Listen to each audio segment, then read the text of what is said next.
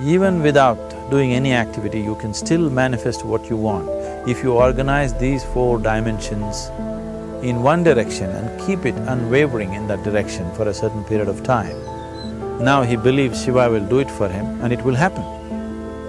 So is Shiva going to come and build your house? No, I want you to understand, God will not lift his little finger for you. What has not happened till now on this planet can happen tomorrow. Human beings are capable of making it happen tomorrow.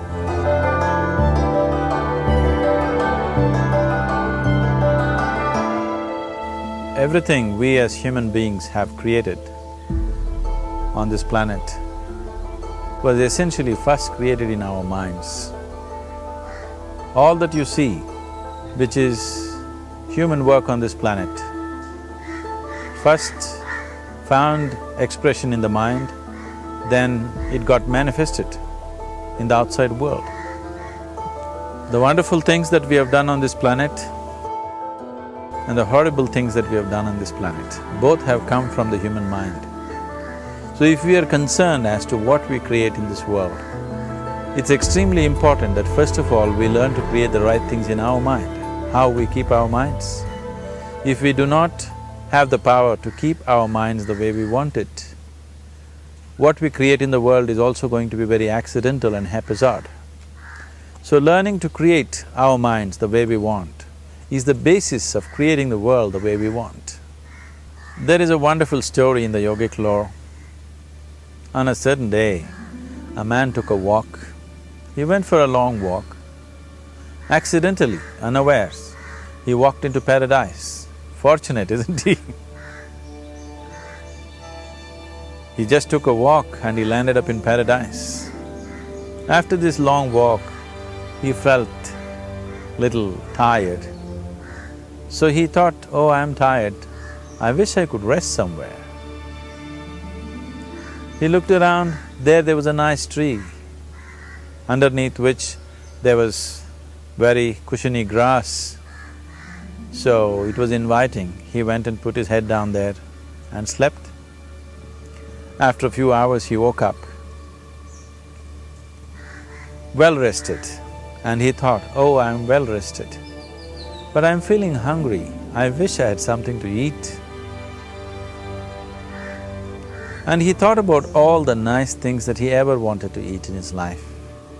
And instantly, all those things appeared in front of him. You need to understand, there the service is like that. Hungry people don't ask questions. Food came and he ate. Stomach became full. Then he thought, oh, my stomach is full, I wish I had something to drink. All the nice things that he ever wanted to drink, he thought about it and all of them just appeared in front of him. Drinking people also don't ask questions, so he drank. Now with a little bit of alcohol in him, you know Charles Darwin told you, all of you are monkeys, your tail fell away. Not me, Charles Darwin told you that you were all monkeys and your tail fell away and then you became human. Yes, definitely the tail fell away. But the monkey, in yoga, we always refer to an unestablished mind as markata, which means a monkey. Why we are referring to the mind as a monkey is, what are the qualities of a monkey? One thing about a monkey is, it's unnecessary movement. And another thing about the monkey is, if I say you're monkeying somebody, what does it mean? Imitation. Monkey and imitation have become synonymous. So these two essential qualities of a monkey are very much the qualities of an unestablished mind. Unnecessary movement, you don't have to learn it from the monkey, you can teach it to the monkey. And imitation is full-time job of the mind. So when these two qualities are on, a mind is referred to as a monkey. So this monkey became active within him.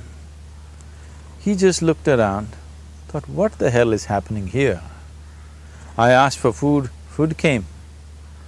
I asked for drink, drink came. There must be ghosts around here. and ghosts came. Oh, the ghosts have come, they're going to surround me and torture me, he thought. Immediately the ghosts surrounded him and started torturing him. Then he started screaming in pain and said, oh, they're going to kill me, and he died. Just now he said he's a fortunate being. The problem is he was sitting under a kalpavriksha or a wishing tree.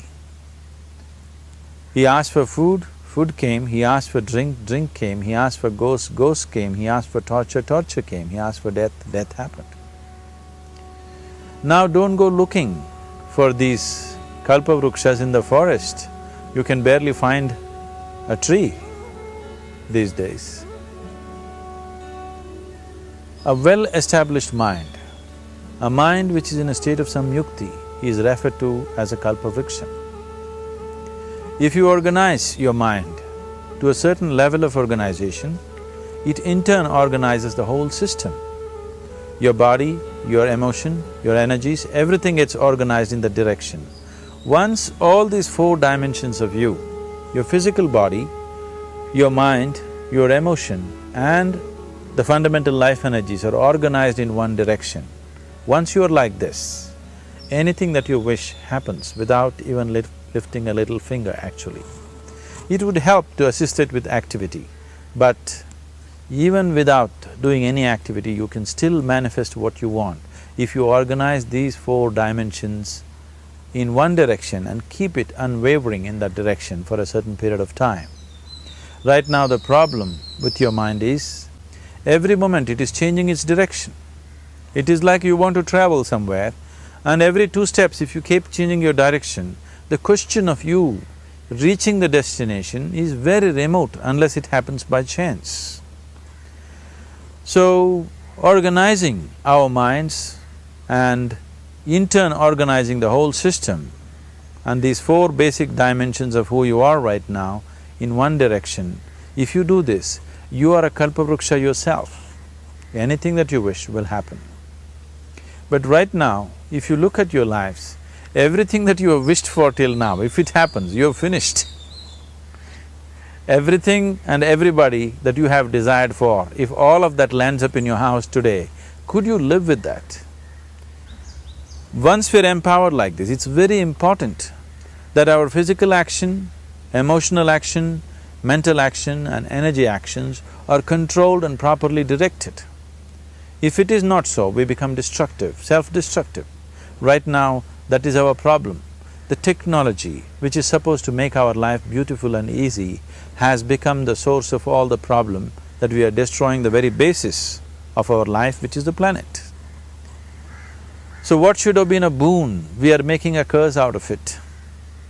What has brought incredible levels of comfort and convenience to us in the last 100 years or so has also become a threat to our life simply because we are not conscious action, we are in a compulsive state of action. So organizing our minds fundamentally means moving from a compulsive state of activity to a conscious state of activity. You might have heard of people for whom they asked for something and beyond all expectations it came true for them. Generally this happens to people who are in faith. Now, let's say you want to build a house. If you start thinking, oh, I want to build a house, to build a house I need 50 lakhs, but I have only 50 rupees in my pocket, not possible, not possible, not possible. The moment you say not possible, you are also saying I don't want it. So on one level, you're creating a desire that you want something, on another level, you're saying I don't want it. So in this conflict, it may not happen. Someone who has some faith in a god or in a temple or whatever, who is simple-minded, faith works only for those people who are simple-minded. Thinking people, people who are too much thinking, for them it never works. A childlike person who has a simple faith in his god or his temple or whatever, he goes to the temple and says, Shiva, I want a house. I don't know how, you must make it for me. Now in his mind there are no negative thoughts. Will it happen? Will it not happen? Is it possible? Is it not possible? These things are completely removed by this simple act of faith. Now he believes Shiva will do it for him and it will happen. So is Shiva going to come and build your house? No, I want you to understand, God will not lift his little finger for you. What you refer to as God is the source of creation. As a creator, he has done a phenomenal job, there's no question about it. Could you think of a better creation than this? Is it in anybody's imagination to think anything better than what is there right now? So as a creator, he has done his job wonderfully well. But if you want life to happen the way you want it, because right now, the very crux of your happiness and your well-being is this. If at all if you're unhappy, the only and only reason why you're unhappy is life is not happening the way you think it should happen. That's all it is. So if life is not happening the way you think it should happen, you're unhappy. If life happens the way you think it should happen, you are happy. It's as simple as that. So if life has to happen the way you think it should happen, first of all, how you think, with how much focus you think, how much stability is there in your thought, and how much reverberance is there in the thought process will determine whether your thought will become a reality or is it just an empty thought. Or how you do not create any impediments for your thought by creating negative thought process. This possible is something possible or not possible, is destroying humanity. What is possible and not possible is not your business, it's nature's business. Your business is just to strive for what you want. Right now you're sitting here, if I ask you two simple questions, I want you to just look at this and answer this. Right now from where you're sitting, can you just fly off? You say no. Right now from where you're sitting, can you get up and walk? You'll say yes.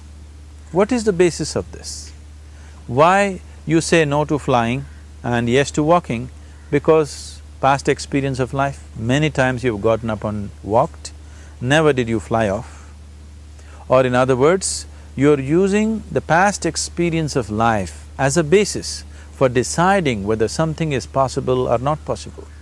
Or in other words, you have decided that what has not happened till now cannot happen in your life in future. This is a disgrace to humanity and the human spirit. What has not happened till now on this planet can happen tomorrow. Human beings are capable of making it happen tomorrow. So what is possible and what is not possible is not your business. That is nature's business. Nature will decide that. You just see what is it that you really want and strive for that. And if your thought is created in a powerful way, without any negativity, without any negative thoughts bringing down the intensity of the thought process, the first and foremost thing is you must be clear what is it that you really want.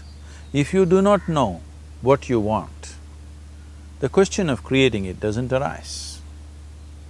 If you look at what you really want, what every human being wants is, he wants to live joyfully, he wants to live peacefully. In terms of its relationships, he wants it to be loving and affectionate. Or in other words, all that any human being is seeking for is pleasantness within himself, pleasantness around him. This pleasantness, if it happens in our body, we call this health and pleasure. If it happens in our mind, we call this peace and joy. If it happens in our emotion, we call this love and compassion. If it happens in our energy, we call this blissfulness and ecstasy. This is all that a human being is looking for.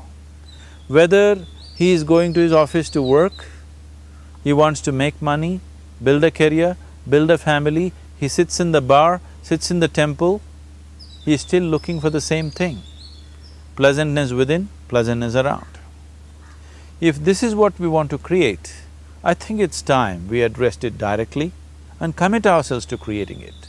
So you want to create yourself as a peaceful human being, joyful human being, loving human being, a pleasant human being on all levels. And do you also want a world like this?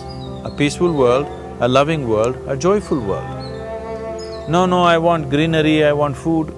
When we say a joyful world, that means everything that you want has happened. So this is all that you're looking for. So all that you need to do is commit yourself to creating it, to create a peaceful, joyful and loving world, both for yourself and everybody around you. Every day in the morning, if you start your day with this simple thought in your mind, that today, wherever I go, I will create a peaceful, loving and joyful world. If you fall down 100 times in the day, what does it matter? For a committed man, there is no such thing as failure. If you fall down 100 times, 100 lessons to be learnt. If you commit yourself like this to creating what you really care for, now your mind gets organized. Once your mind gets organized, the way you think is the way you feel, your emotion will get organized. Once your thought and emotion is organized, your energies will get organized in the same direction. Once your thought, emotion and energies are organized, your very body will get organized. Once all these four are organized in one direction, your ability to create and manifest what you want is phenomenal. You are the creator in many ways. That which is the source of creation is functioning within you every moment of your life. It is just that, have you kept access to that dimension or not? Organizing the four basic elements of your life will give you that access. There are tools and technologies to do this. The whole science of yoga, the whole technology that we refer to as yoga is just about this, transforming yourself from being just a piece of creation to become a creator.